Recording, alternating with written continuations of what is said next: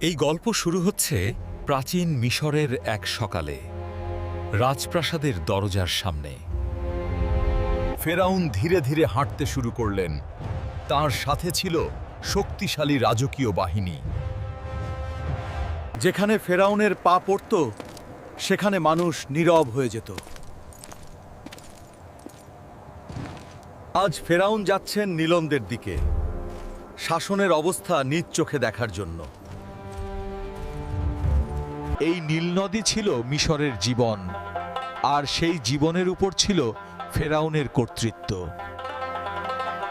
নীল নদের তীরে দাঁড়িয়ে ফেরাউন তার রাজ্যের প্রাণ দেখতেন।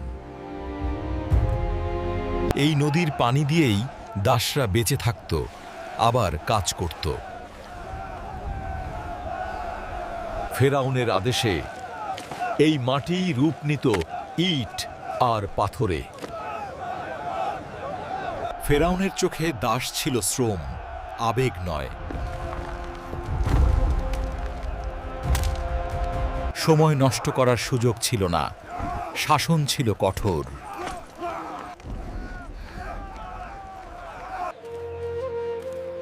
নারী দাসদের দিন কাটত সেবা আর পরিশ্রমে। ফেরাউনের একটি ইশারাই ছিল আদেশ। এই পাথর দিয়েই গড়ে উঠছিল মিশরের ইতিহাস। পিরামিড শুধু কবর নয়, ছিল ফেরাউনের ক্ষমতার চিহ্ন।